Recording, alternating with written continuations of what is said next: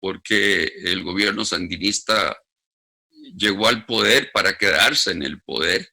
Es lo mismo que está haciendo Maduro hoy, lo mismo que hizo Chávez. Todos los gobiernos del ALBA, lo más importante de su ideología es mantenerse en el poder. Así es que va a ser muy difícil sacarlos por medio del voto, por medio del sufragio.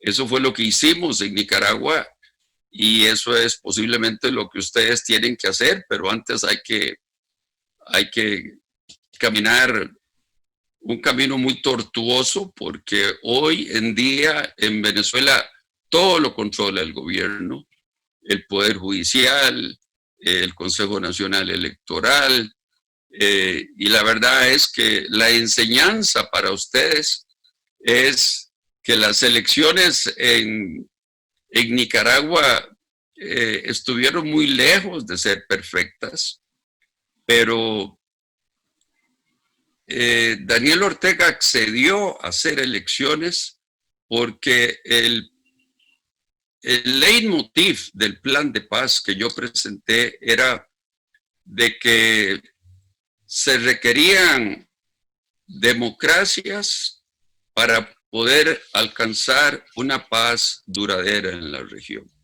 Si no existían democracias, era muy difícil alcanzar la paz en toda la región. Y en el plan de paz se definía qué se entendía por democracia y cómo tenían que llevarse a cabo las elecciones, el proceso electoral en cada país de la región. Por supuesto que a mí, cuando yo hablaba con las autoridades del gobierno de Reagan, me decía, usted es muy cándido, usted es demasiado cándido pensando de que un gobierno marxista va a hacer elecciones. Y tenían razón. Mi única respuesta era, siempre hay una primera vez, tengamos esperanza de que con mucha presión internacional el gobierno sandinista va a tener que hacer elecciones. La señora Thatcher, cuando hablé con ella, me decía, usted es demasiado cándido. ¿Cómo puede confiar en que el gobierno de Daniel Ortega va a hacer algún día elecciones? Y eventualmente, con todo el apoyo internacional, toda la presión internacional, hizo elecciones que estuvieron lejos de ser elecciones como las puede hacer Francia, como las puede hacer Costa Rica, como las puede hacer el Reino Unido. No eran completamente transparentes, no eran completamente limpias. Hubo que hacer un registro electoral donde se autorizaron varios domingos para que la gente fuera a inscribirse para poder votar. Y diciéndoles esto, ustedes se darán cuenta, los venezolanos, de lo difícil que es hacer elecciones en Venezuela con un gobierno que controla absolutamente todo, comenzando por el Consejo Nacional Electoral, que no ofrece ninguna garantía de imparcialidad y es una decisión muy difícil la que ustedes tienen que tomar de participar en elecciones que no van a ser transparentes y que el gobierno puede ganar porque va a contar los votos del gobierno. Los pueden contar en Miraflores, los pueden contar en el Consejo Nacional Electoral, pero el espíritu de todo dictador es mantenerse en el poder. Y ese es el consejo que Raúl Castro le está dando a Maduro, que es el mismo consejo que le dio Fidel Castro a Daniel Ortega. No haga elecciones, no caiga en la trampa del presidente Arias, porque si usted hace elecciones las va a perder. Sin embargo, todos los otros presidentes con quien yo conversé pensaban que yo era muy cándido en creer que podía sacar al régimen sandinista en unas elecciones porque no creían que la oposición podía ganar. La candidata era una mujer, como todos recuerdan, era doña Violeta Chamorro, yo ayudé mucho para que ella fuera la candidata. Yo tenía que casi que imponer a doña Violeta porque habían muchos precandidatos, pero habíamos hecho encuestas aquí en Costa Rica, como las hacen ustedes allá en Venezuela, y doña Violeta era la persona con más fuerza política para vencer al régimen sandinista. Era la persona con mayor apoyo para triunfar en unas elecciones. A pesar de todas las dificultades que ella encontró, que son propias de un régimen no democrático, contar con todo el dinero del aparato estatal para hacer una campaña, como cuenta Venezuela hoy en día, Maduro en Venezuela y Chávez en Venezuela en el pasado. No tener una prensa, digamos, equilibrada entre la prensa que puede apoyar al gobierno de turno y a la oposición. Y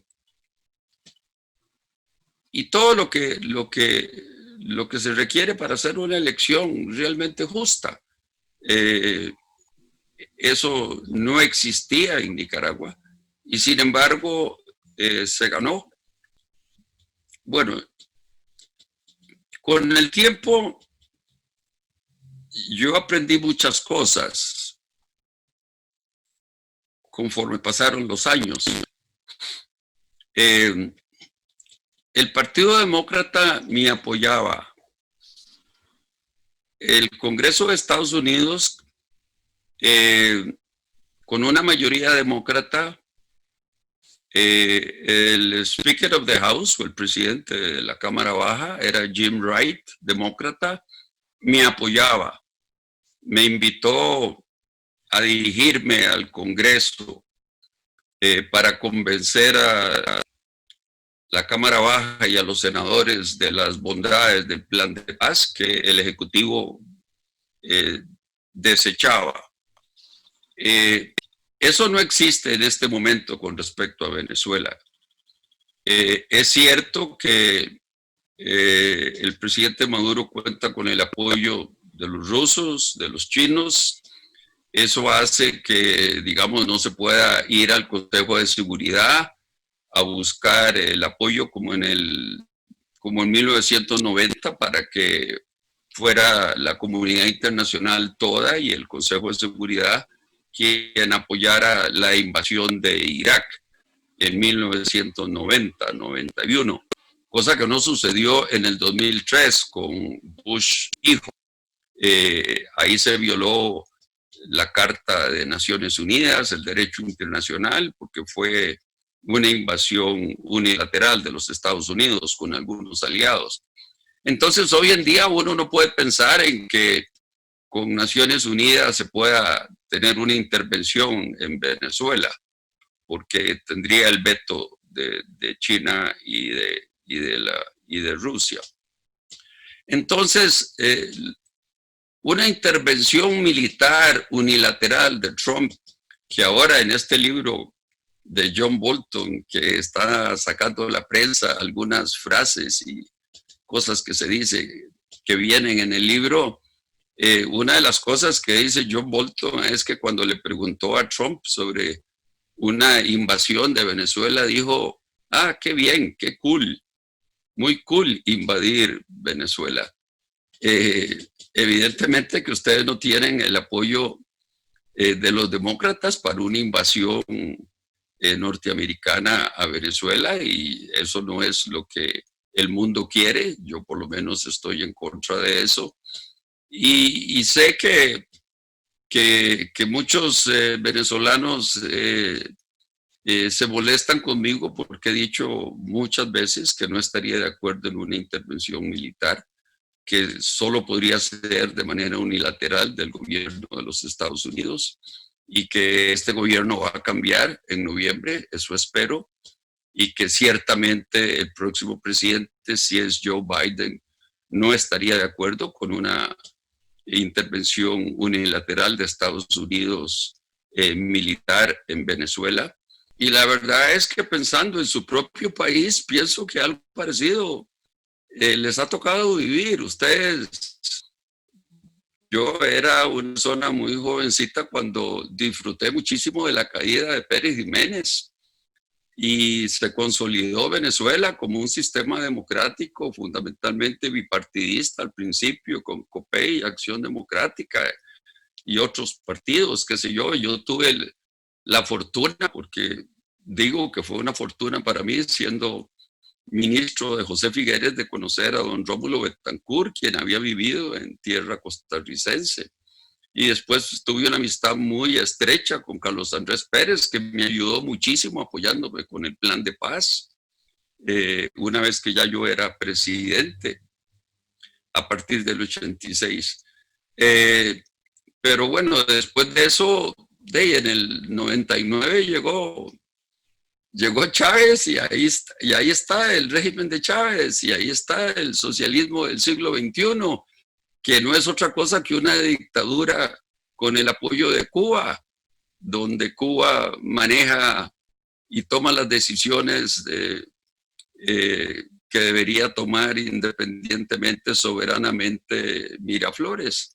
Eso pasaba de alguna manera con Daniel Ortega. Y la verdad es que, como lo dije antes, Fidel Castro le decía a Daniel Ortega, no haga elecciones porque va a caer en la trampa de Oscar Arias y va a perder esas elecciones. ¿Y por qué las iba a perder? Porque la guerra había empobrecido al pueblo nicaragüense y ellos se querían deshacer del gobierno sandinista. Ahora, que el gobierno sandinista después haya vuelto al poder, bueno, vino al poder y se deshizo de la oposición. Hoy Daniel Ortega controla evidentemente al Poder Judicial, igual que en Venezuela, al Consejo Electoral, igual que en Venezuela, y al Congreso.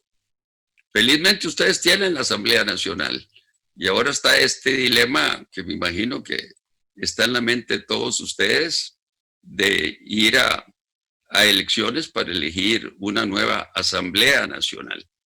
Una nueva Asamblea Nacional es algo que ustedes tienen que decidir.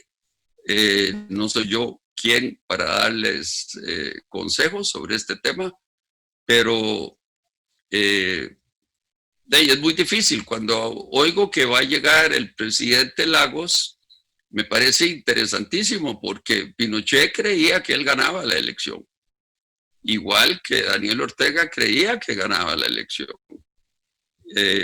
Ya ustedes estuvieron con Felipe González. El encuestador de Felipe González en Madrid era el encuestador en Nicaragua. Y el encuestador de Felipe González decía que Daniel Ortega ganaba la elección. Los encuestadores que yo tenía desde Costa Rica me decían que doña Violeta ganaba la elección. Así es que al final, si las elecciones son más o menos democráticas, más o menos justas, más o menos transparentes, más o menos limpias, ustedes van a ganar la elección, porque son muchísimo más los que están en contra del régimen de Maduro.